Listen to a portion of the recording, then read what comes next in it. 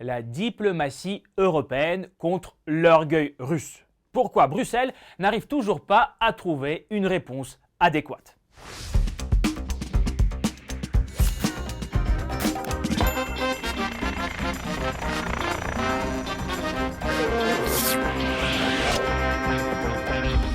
Salut, je suis Oleg Chomer et c'est le blog à part. Bruxelles a approuvé les nouvelles sanctions à l'encontre de Moscou. La longue liste des citoyens russes qui ne sont pas les bienvenus en Union européenne s'est encore rallongée. Une réponse suite à l'arrestation de l'opposant russe Alexei Navalny, mais aussi une revanche après la visite du chef de la diplomatie européenne à Moscou. Car celle-ci a mal tourné pour Josep Borrell. Humiliation, camouflée, gifle diplomatique, 80 membres du Parlement européen ont exigé le départ du diplomate. Diplôme d'ingénieur aéronautique, doctorat en sciences économiques, master en mathématiques appliquées. Tout cela n'a pas suffi à Josep Borrell pour calculer les risques de sa visite à Moscou. Il a voulu personnellement faire passer le message de l'Union européenne par rapport au cas Navalny et en même temps reprendre le dialogue avec son voisin.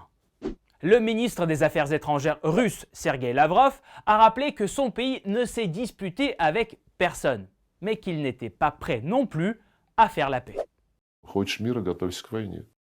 Pendant sa visite, Borrell apprend par Twitter la décision de Moscou d'expulser 3 diplomates européens. Il écoute la diatribe de Lavrov dans laquelle il qualifie l'UE de partenaire pas fiable et ne prononce pas un seul mot.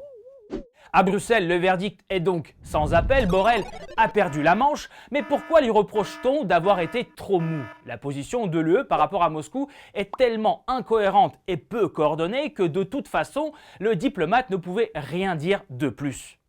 Une fois rentré chez lui, le ministre des Affaires étrangères européennes change de ton et les premières menaces de sanctions tombent. Lavrov surenchérit et déclare que Moscou est prête à rompre toute relation. Mais personne ne semble vraiment prêt à couper les ponts, mis à part peut-être les pays baltes et Varsovie qui continuent à mettre les bâtons dans les roues du gazoduc Nord Stream 2.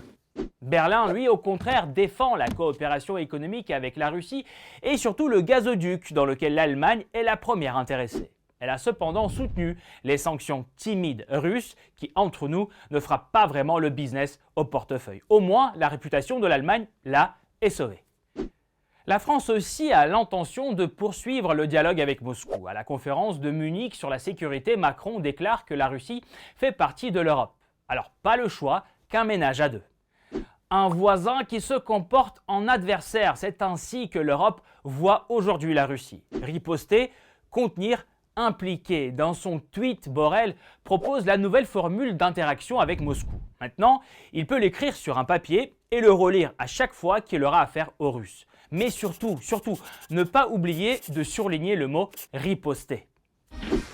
Josep Borrell a-t-il vraiment mérité toutes ces critiques pour avoir prononcé un discours aussi fade à Moscou? Car avant de montrer ses dents à la Russie, Bruxelles aurait dû adopter une position commune. C'est pas simple quand on est 27. Et que pensez-vous de cette visite?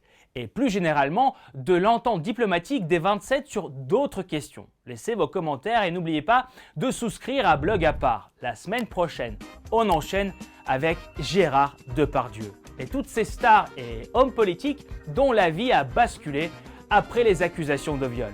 Ciao, bye.